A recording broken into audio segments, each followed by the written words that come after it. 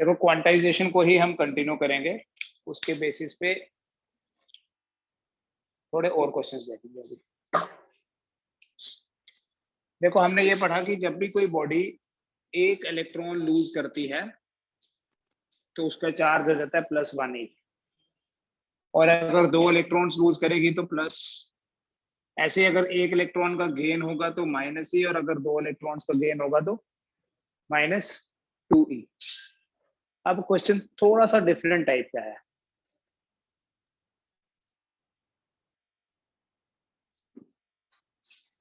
Question ये है कि अगर कोई बॉडी, एनसीईआरटी का क्वेश्चन है, if a body loses 10⁻⁹ electrons पर सेकेंड, अगर कोई बॉडी 10⁻⁹ इलेक्ट्रॉन्स लूज कर रही है per second, then after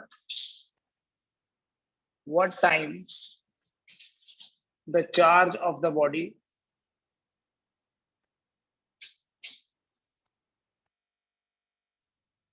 will be 1 coulomb. अगर एक सेकेंड में, हर एक सेकेंड में इतने इलेक्ट्रॉन्स निकल रहे हैं, या कुछ भी नंबर हो सकता है, हर एक सेकेंड में 10⁻⁹ इलेक्ट्रॉन्स अगर बॉडी एमिट कर रही है, लूज कर रही है, बॉडी एक इलेक्ट्रॉन लूज करती है, उसका चार्ज हो जाता है +1e। यहाँ 10⁻⁹ इलेक्ट्रॉन्स लूज कर रही है हर एक सेकेंड में, तो इसका मतलब एक सेकेंड के बाद बॉडी का चार्ज कितना होगा? 10⁻⁹e। मतलब इतने इलेक्ट्रॉन्स को निकलने में कितना टाइम लग रहा है? 1 सेकेंड। तो चार्ज ऑफ बॉडी आफ्टर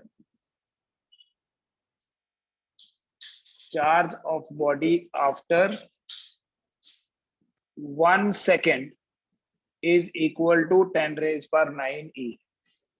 एक सेकेंड के बाद बॉडी का चार्ज कितना होगा? 10⁻⁹e।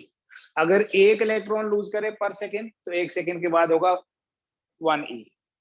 अगर 100 इलेक्ट्रॉन्स लूज करेंगे तो 100e। ठीक है, ऐसे भी बोल सकते हैं। देखो एक सेकेंड बाद इतना चार्ज हुआ, मतलब अगर आप मैथमेटिकली लिखोगे, this will be 10⁻⁹ 1.6 into 10⁻⁻19 coulomb. तो इसका मतलब 1.6 इंटू 10⁻⁻10। तो क्वेश्चन में ही देखो इंफॉर्मेशन दी है, एक सेकेंड बाद इतना चार्ज होता है, तो कितनी देर बाद 1 कूलम होगा? ऐसे देखो, time taken for 1 coulomb charge, 1 coulomb charge के लिए मैं कितना टाइम लगा वो फाइंड करना है। Sorry, time taken for 1.6 into 10⁻⁻10 coulomb कितना है? 1 सेकेंड। एक सेकेंड बाद इतना हो गया, या इतना चार्ज कितनी देर बाद हुआ? 1 सेकेंड बाद। एक ही बात है, A=B या B=A। अगर बेटा इतने कूलम के लिए टाइम 1 सेकेंड लग रहा है, तो बताओ टाइम टेकन फॉर 1 कूलम कितना होगा? 1/1.6 इंटू 10⁻⁻10 सेकेंड। यूनिटरी मेथड यही होता है। फिर इसको दोबारा से जैसे कल हमने सॉल्व किया, इसको ऊपर लिख सकते हैं 10⁻11। कैसे? -10 ये है, -1 ये, -11 ऊपर जाके +16, जिसको आप सेम तरीके से 100 इंटू 10⁻9 डिवाइडेड बाई 16 करो, और आपको ये वैल्यू याद है। 100/16 कितना होता है? 100/16 होता है 6.25। तो time taken for 1 coulomb charge is equal to 6.25 into 10⁻9 second. खत्म। ठीक है ना? एक सेकेंड बाद इतना हुआ, या इतना चार्ज एक सेकेंड बाद हुआ, एक ही बात है। तो 1 कूलम कितनी देर बाद होगा? 2 कूलम कितनी देर बाद होगा? 2 से मल्टीप्लाई कर। 100 कूलम कितनी देर होगा? 100 से मल्टीप्लाई करेंगे। ठीक है, तो अगर कोई बॉडी 10⁻9 इलेक्ट्रॉन लूज करती है पर सेकेंड, अगर किसी बॉडी में से 10 रेज पर 9 इलेक्ट्रॉन्स निकल रहे हैं पर सेकेंड, तो एक कूलम चार्ज कितनी देर बाद होगा? 6.25 इंटू 10 रेज पर 9 सेकेंड। और अगर इस टाइम को हम ईयर में कैलकुलेट करें, ये आएगा अप्रोक्सीमेटली 200 ईयर्स।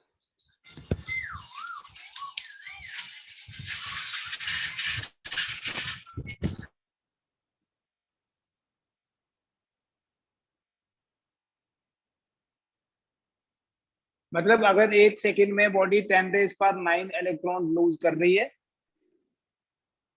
तो 200 साल के बाद उसका चार्ज 1 कूलम होगा। अगर ज्यादा इलेक्ट्रॉन लूज करे, देखो यहाँ अगर 10 रेज पर 9 की जगह खुद सोचो 10 रेज पर 10 होता, तो ये आ जाना था 10 रेज पर 10, यहाँ आता, ये बन जाता 10 रेज पर -9 यहाँ पर, यहाँ आ जाता आपके पास, तो ये 200 डिवाइडेड बाय 10 बनता। मतलब अगर एक बॉडी, खुद सोच सकते हो मैथमेटिकली, 10 रेज पर 9 की जगह 10 रेज पर 10 इलेक्ट्रॉन्स को लूज कर रही है per second. If a body is losing 10 raise पर 10 इलेक्ट्रॉन्स पर सेकेंड, तो एक कूलम चार्ज 20 साल बाद होगा। 10 से डिवाइड करके जितने ज्यादा, जितने जल्दी इलेक्ट्रॉन निकलेंगे उतनी जल्दी हो जाएगा ना। तो अगर 10 रेज पर 9 इलेक्ट्रॉन्स निकल रहे हैं 200 साल बाद हुआ, 10 रेज पर 10 इलेक्ट्रॉन निकलेंगे 20 साल बाद होगा, 10 रेज पर 11 इलेक्ट्रॉन्स अगर निकले पर सेकेंड, आप खुद कैलकुलेट करके चेक करना, तो बेटा एक कूलम चार्ज 2 साल बाद होगा। ठीक है, एनसीईआरटी बेस्ड क्वेश्चन है ये, एनसीईआरटी में मिलेगा आपको ये एग्जैक्ट सेम।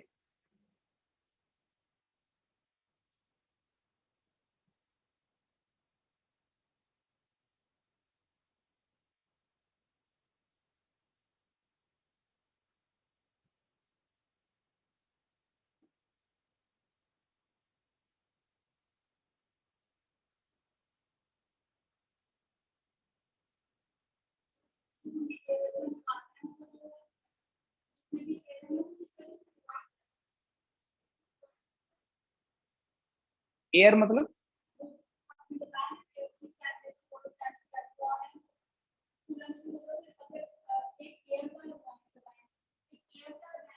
ईयर का,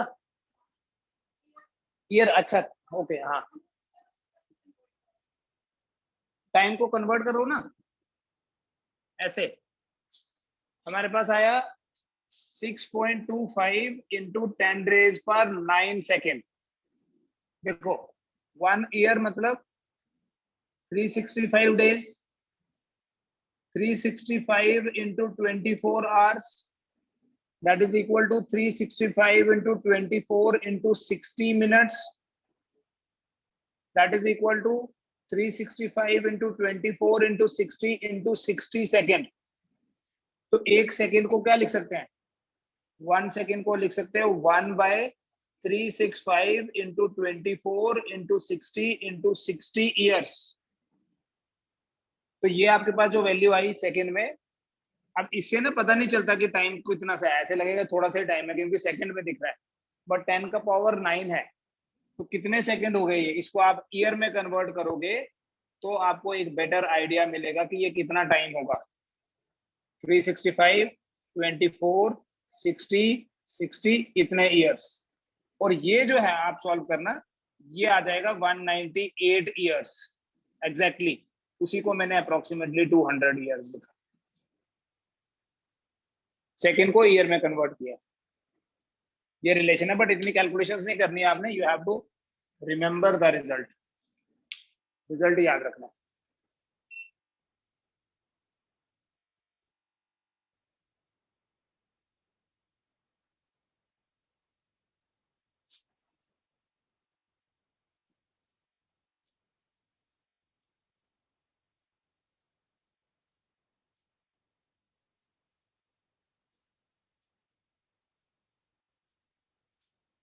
अच्छा, इस तरह का भी क्वेश्चन होता है, calculate the number of electrons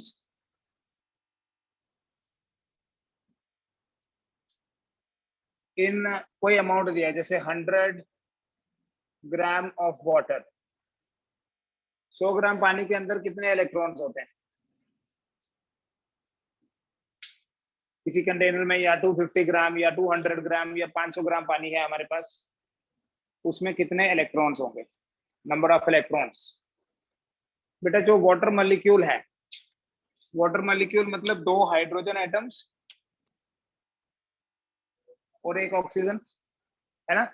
पहले देखो इस मॉलिक्यूल के पास कितने इलेक्ट्रॉन्स हैं।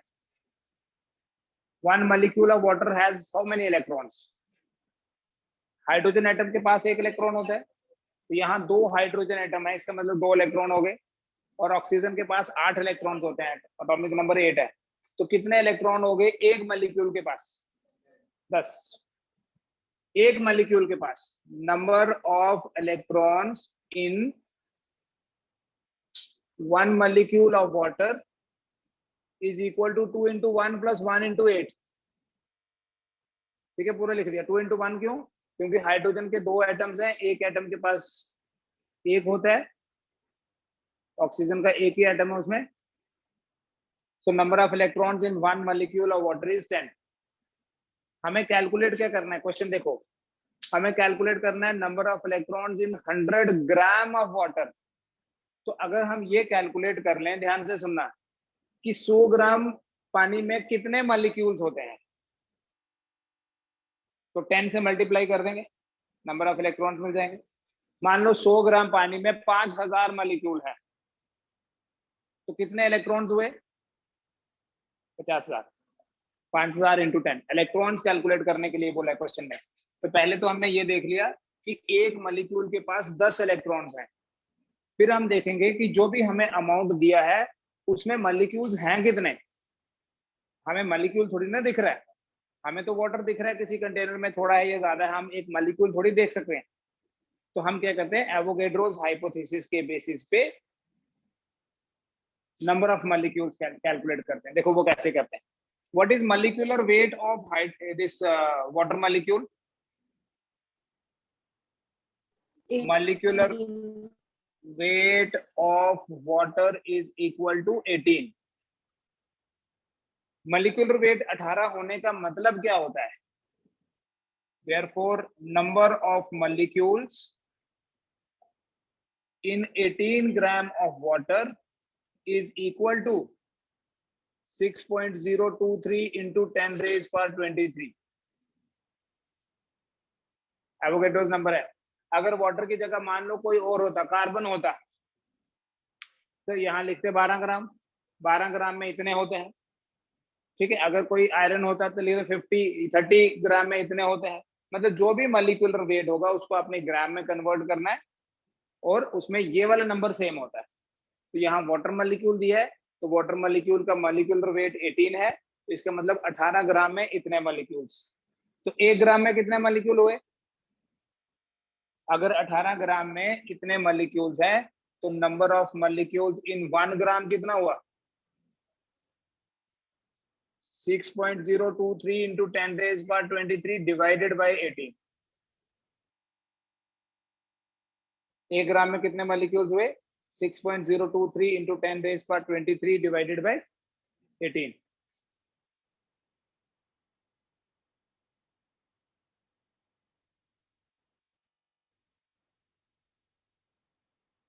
तो हमारे पास कितना अमाउंट दिया है? 100 ग्राम। तो number of molecules in 100 gram of water is equal to 6.23 10 raised per 23 divided by 18 into 100। ये आ गए नंबर ऑफ मॉलिक्यूल्स। ठीक है, कैलकुलेट करने की जरूरत नहीं है। देखो यहाँ ये जो 6.023 है बेटा, ये 6 ही है फिजिक्स में। 6.02 क्या हुआ? 6 ही तो हुआ। 6 by 18 हो गया 3। तो आपके पास आएगा 1/3 इंटू 10 रेज पर 25। कैसे? 23 और 2 25। तो जिसको आप लिख सकते हो 10/3 इंटू 10 रेज पर 24, या नहीं? तो 10/3 कितना हुआ? 3.33 इंटू 10 रेज पर 24। तो नंबर ऑफ मॉलिक्यूल 100 ग्राम के अंदर कितने हैं? इतने। कैलकुलेट हो गया। एक मॉलिक्यूल के पास कितने इलेक्ट्रॉन्स हैं? 10।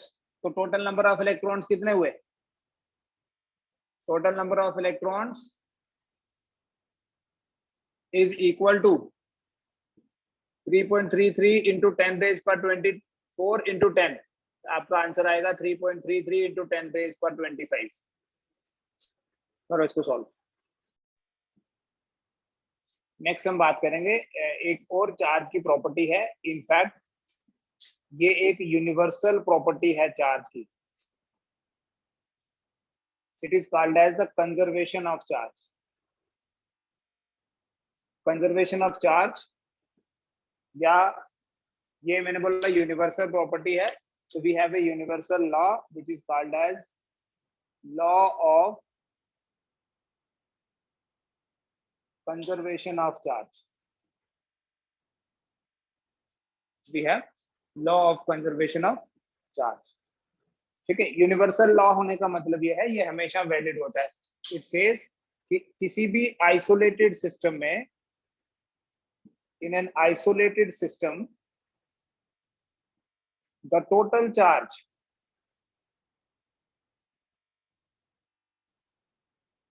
always remain conserved. किसी भी आइसोलेटेड सिस्टम में टोटल चार्ज, आइसोलेटेड मतलब कोई एक्सटर्नल इन्फ्लुएंस नहीं होना चाहिए, टोटल चार्ज हमेशा कंजर्व रहता है, मतलब टोटल चार्ज हमेशा कांस्टेंट रहता है। जैसे अगर हम कोई सिंपल सी एग्जांपल भी ले लें कि जैसे हमने एक ग्लास रॉड को सिल्क के पीस के साथ रब किया, ये ग्लास है, हमने इसको सिल्क के साथ रब किया, तो क्या होता है, ग्लास से इलेक्ट्रॉन सिल्क में चले जाते हैं। बिफोर रबिंग ग्लास भी न्यूट्रल है, सिल्क भी न्यूट्रल है। न्यूट्रल मतलब नेट चार्ज 0। अगर यहाँ से 50 इलेक्ट्रॉन चले गए, इसका चार्ज हो गया 50, और इसमें अगर 50 आ गए, इसका चार्ज हो गया -50। तो पहले भी न्यूट्रल था, अभी आप इन दोनों को ऐड करोगे तब भी 0 ही आएगा। मतलब इंडिविजुअल बॉडीज तो चार्ज हो जाती हैं, लेकिन टोटल चार्ज हमेशा सेम रहेगा। जैसे आपने 11th में नहीं बोल रहा, 9th क्लास में पढ़ा था कि एक बॉडी जब ऊपर से नीचे गिरती है तो उसकी टोटल एनर्जी कांस्टेंट रहती है। ऊपर से नीचे आते हुए उसकी काइनेटिक एनर्जी बढ़ती है, पोटेंशियल एनर्जी कम होती है, लेकिन दोनों का जो ऐड करके रिजल्ट आएगा वो हमेशा सेम रहता है। इसका चार्ज पॉजिटिव हो रहा है, इसका नेगेटिव हो रहा है, बट दोनों का एडिशन आप किसी भी मोमेंट पे करोगे वो 0 ही आएगा।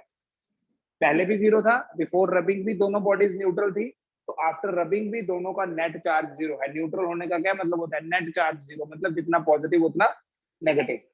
ठीक है, सिर्फ इस पर्टिकुलर एग्जांपल में नहीं, जब हम ये बोलते हैं कि ये एक यूनिवर्सल लॉ है, जब हम ये बोलेंगे कि ये एक यूनिवर्सल लॉ है, तो बेटा इसका ये मतलब होता है कि ये हर एक पर्टिकुलर, हर एक एग्जांपल में वैलिड है, in every part of life. Physics हो चाहे केमिस्ट्री हो, हर कहीं ये वैलिड होता है। कोई भी आप कोई सिंपल सी केमिकल रिएक्शन ले लो, सिंपल सी Na और Cl का मॉलिक्यूल बनता है, वी राइट मॉलिक्यूल बनता है बॉन्डिंग से, ये न्यूट्रल ये भी न्यूट्रल, इन दोनों को टोटल करोगे फिर भी न्यूट्रल ही रहेगा। ये इसने इलेक्ट्रॉन लूज किया पॉजिटिव, इसने इलेक्ट्रॉन गेन किया नेगेटिव, बट दोनों ने टोटल, दोनों का अभी भी 0 ही है। कोई न्यूक्लियर रिएक्शन भी अगर हम उठा ले, ये दूसरी एग्जांपल आ गई, कोई न्यूक्लियर रिएक्शन, अभी आगे जाके आप फिजन और फ्यूजन रिएक्शंस पढ़ोगे। बेटा यूरेनियम का एक आइसोटोप है यूरेनियम 92-235, ऐसे लिखते हैं।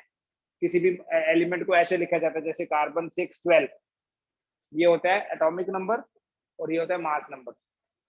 जब इस यूरेनियम एटम में एक न्यूट्रॉन, अब ये रिएक्शन के डिटेल में नहीं हम चलेंगे, हम सिर्फ चार्ज कंजर्वेशन देख रहे हैं कैसे वैलिड होता है। जब एक न्यूट्रॉन इस न्यूक्लियस में एंटर करता है तो उससे ये न्यूक्लियस कन्वर्ट हो जाता है इनटू अनदर न्यूक्लियस, जिसका एटॉमिक नंबर 92 और मास नंबर 236 होता है। देखो 235 + 1 236, 92 + 0 इज 92। अब ये जो है ना, ये अनस्टेबल है। ये आप फिजिक्स में, मॉडर्न फिजिक्स में देखोगे ये अनस्टेबल क्यों होता है।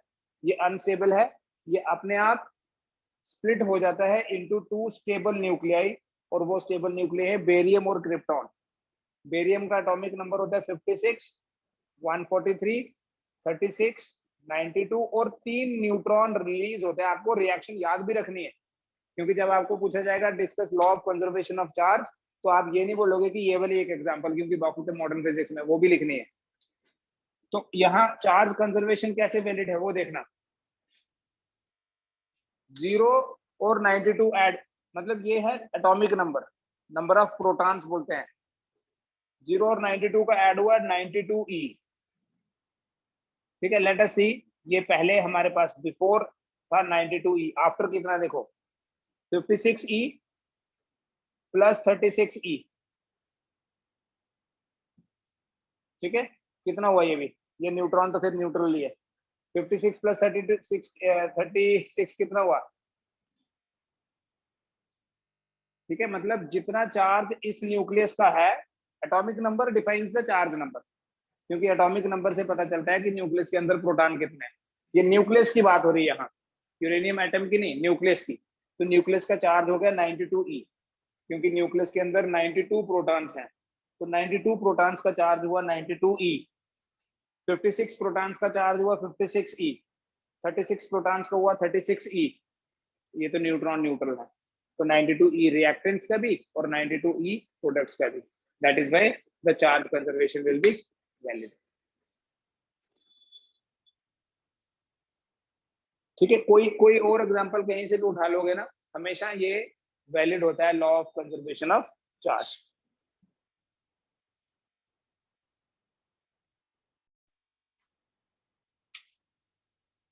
ये चार्ज की प्रॉपर्टी वैसी है जैसे मास के लिए भी होता है।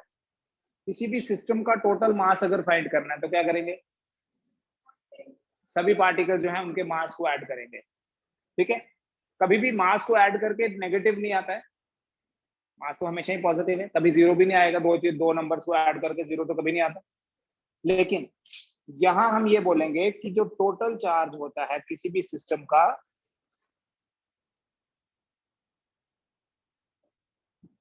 total charge of a system is equal to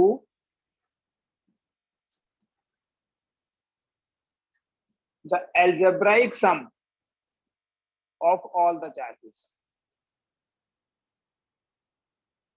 बेटा जब हम ये बोलेंगे ना algebraic sum, वेक्टर सम नहीं बोलेंगे क्योंकि चार्ज एक वेक्टर क्वांटिटी नहीं है।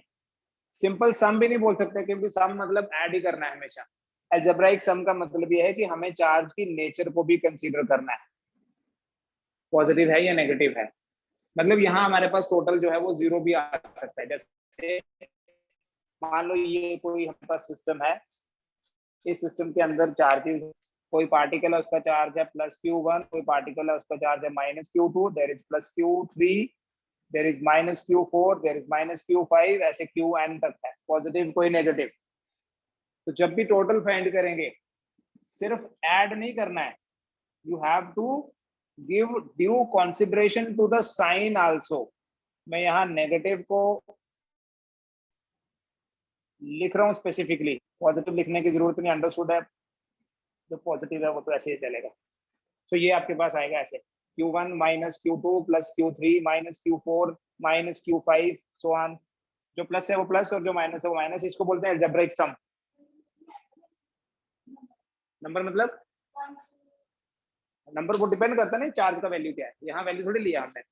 जैसे अगर ये अलजेब्रिक सम ही है बेटा, जिसके कारण कोई भी एटम न्यूट्रल है, तो नंबर लेते हैं ना। मान लो कार्बन है तो उसमें कितने प्रोटॉन्स हैं, 6 प्रोटॉन्स। तो 6 प्रोटॉन्स का चार्ज हुआ 6e। 6 × 10⁻⁻19 × 1.6। कार्बन में 6 इलेक्ट्रॉन्स भी होंगे, 6 × -e, तो -6 × 1.6 × 10⁻19, तो ऐड करोगे तो 0 आ जाएगा। ये जनरल लिखा मैंने Q1 Q2 Q3, हो सकता है ये 1 कॉलम, ये -2 कॉलम, ये 3 कॉलम, ये -5, ऐसे उसकी न्यूमेरिकल वैल्यूज हो सकती है। ठीक है, ये तो जनरल लिखा ना, यहाँ कोई पर्टिकुलर नहीं है।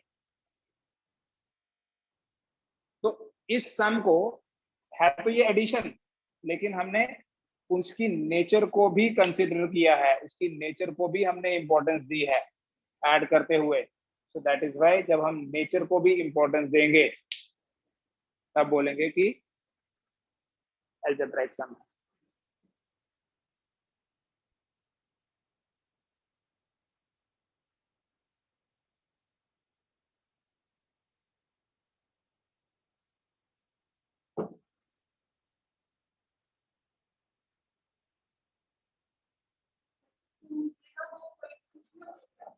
हो सकता है, क्यों नहीं हो सकता जीरो? अभी तो किया जीरो, कार्बन का जीरो तो आया।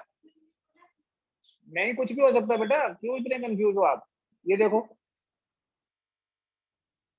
पॉजिटिव भी हो सकता है, नेगेटिव भी हो सकता है।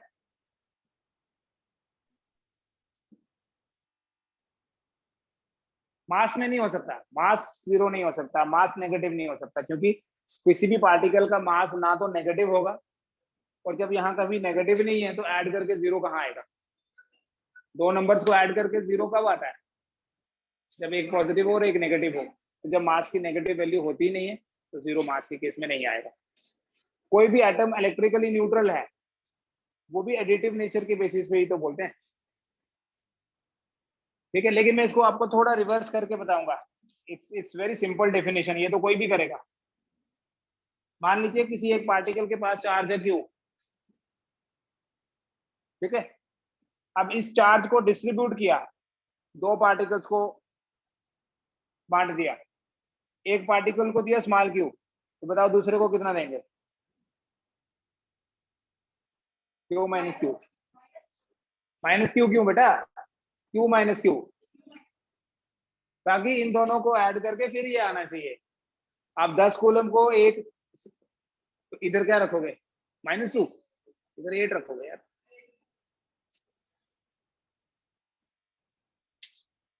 तभी तो बोलेंगे कि इन दोनों को ऐड करो, तो वापस ये Q plus Q minus Q तो Q।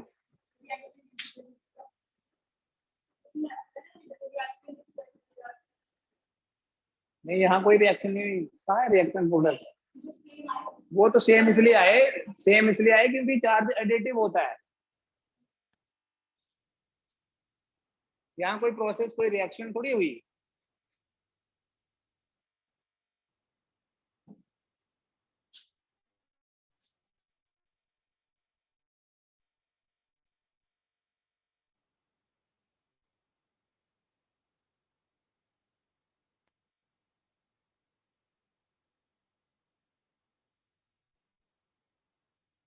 इनवेरिएंट नेचर,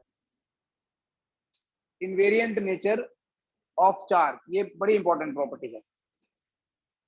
कोई भी फिजिकल क्वांटिटी इनवेरिएंट है, इनवेरिएंट होने का मतलब है वो चेंज नहीं होती with speed. Charge of a body or any particle, charge of a particle is independent of speed of particle. किसी भी पार्टिकल का चार्ज इस चीज पे डिपेंड नहीं करता कि वो पार्टिकल स्लो मूव कर रहा है या फास्ट मूव कर रहा है, इंडिपेंडेंट ऑफ स्पीड। चार्ज का स्पीड के साथ कोई रिलेशन नहीं है। मतलब अगर किसी पार्टिकल का चार्ज है Q, जब वो रेस्ट में था, तो अगर वो मोशन में होगा तब भी उसका चार्ज Q ही होगा। Charge at rest is equal to charge in motion. जैसे देखो, एक बार देखो, ये न्यूक्लियस है, न्यूक्लियस के सराउंडिंग में इलेक्ट्रॉन होते हैं, राइट। पहले इलेक्ट्रॉन में इलेक्ट्रॉन की वेलोसिटी ज्यादा है बेटा। एटॉमिक स्ट्रक्चर में ये चीज पढ़ते हैं हम कि जो वेलोसिटी है वो इनवर्सली प्रोपोर्शनल होती है to the principal quantum number. पहले ऑर्बिट में इलेक्ट्रॉन की वेलोसिटी सबसे ज्यादा है, दूसरे ऑर्बिट में कम होगी, ये प्रिंसिपल क्वांटम नंबर है इसमें। तीसरे ऑर्बिट में और कम, चौथे ऑर्बिट में और कम। लेकिन हर एक ऑर्बिट में वेलोसिटी तो चेंज हो रही है, वेलोसिटी तो डिफरेंट है, लेकिन हर एक ऑर्बिट में इलेक्ट्रॉन का चार्ज सेम है। तो चार्ज का वैल्यू वही है 1.6 इंटू 10⁻⁻19। मतलब इलेक्ट्रॉन फास्ट मूव करे पहले ऑर्बिट में, या दूसरे ऑर्बिट में स्लो मूव करे, या तीसरे में और स्लो हो जाए, उसकी स्पीड कम हो या ज्यादा हो, वो चाहे रेस्ट में ही हो, उसके चार्ज को कोई फर्क नहीं पड़ता, वो चेंज नहीं होता। इसलिए बोले वेरिएंट, लेकिन इनवेरिएंट है। ऐसा ना मास के लिए नहीं होता है, मास वेरिएंट होता है। आइंस्टीन ने प्रूव की एक थ्योरी, आइंस्टीन की थ्योरी ऑफ रिलेटिविटी। ठीक है, अभी हम थ्योरी ऑफ रिलेटिविटी तो नहीं पढ़ सकते इस लेवल में, लेकिन आइंस्टीन की थ्योरी ऑफ रिलेटिविटी में ना एक रिलेशन है। The relation is like this: m equal to m0 divided by square root of 1 minus B square by C square, उसी E equal to M C square से इसको prove कर सकते हैं। इस इक्वेशन में देखो क्या क्या चीजें हैं। ये जो आपको m दिख रहा है, इस m को बोलते हैं काइनेटिक मास, और ये जो आपको m0 दिख रहा है इसको बोलते हैं रेस्ट मास। ये c है स्पीड ऑफ लाइट, और ये v है स्पीड ऑफ द पार्टिकल, जो भी पार्टिकल कंसीडर किया है, स्पीड ऑफ द पार्टिकल। ठीक है, हम ज्यादा स्पीड के चक्कर में नहीं पड़ेंगे। एक चीज देखो, दो टर्म समझो क्या है, काइनेटिक मास और रेस्ट मास। काइनेटिक मास, काइनेटिक वर्ड का मतलब है मोशन, तो काइनेटिक मास का मतलब मास इन मोशन, और रेस्ट मास का मतलब मास एट रेस्ट। तो दैट मीन्स तो डिफरेंट हुए। मतलब एक पार्टिकल का मास, आल तो डेली लाइफ में उसका कोई इंपॉर्टेंस नहीं है, हमें नहीं ऐसा लगता है कि हम स्लो चलेंगे तो मास बढ़ जाएगा और रेस्ट में होंगे तो मास। जब किसी पार्टिकल की स्पीड लाइट की स्पीड के कंपैरिजन में होती है, तब आइंस्टाइन्स थ्योरी ऑफ रिलेटिविटी जो है तब वैलिड होती है, और तब पार्टिकल का रेस्ट मास और काइनेटिक मास डिफरेंट होते हैं। तो इसका मतलब ये हुआ कि मास वेरिएंट होता है, mass is variant. Mass is variant का ये मतलब है कि किसी भी पार्टिकल का मास इस चीज पे डिपेंड करता है कि वो उसकी स्पीड कितनी है। बट ऐसा कोई भी रिलेशन आज तक, आज की डेट में भी हमारे पास नहीं है चार्ज के लिए। ठीक है, इसलिए चार्ज जो है वो इनवेरिएंट है, मास वेरिएंट और चार्ज इनवेरिएंट होता है।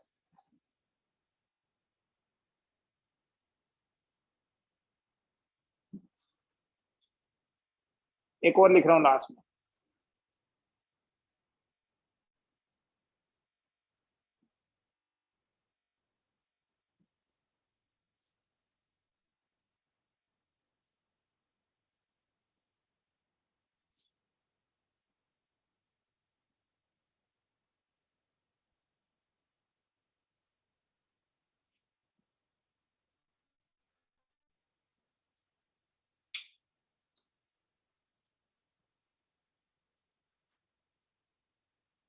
मास कैन एग्जिस्ट विदाउट चार्ज। हमारे पास बहुत सारी ऐसी एग्जांपल्स हैं जिसमें चार्ज नहीं होता है, लेकिन ऐसी कोई भी एग्जांपल नहीं है जिसमें हम बोले मास ही नहीं है। ऐसा बोल सकते हैं कि इस पार्टिकल के पास मास है और चार्ज नहीं है, बट ऐसा कभी भी नहीं बोलते कि इस पार्टिकल के पास चार्ज है और मास नहीं है।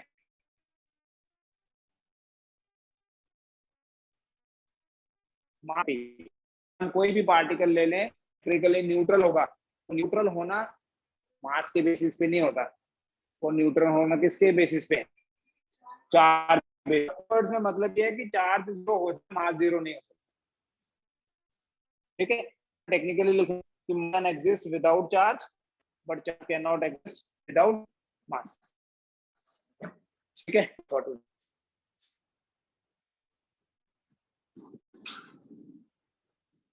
थोड़ा सा 10 मिनट अगर जल्दी स्टार्ट करोगे क्लास को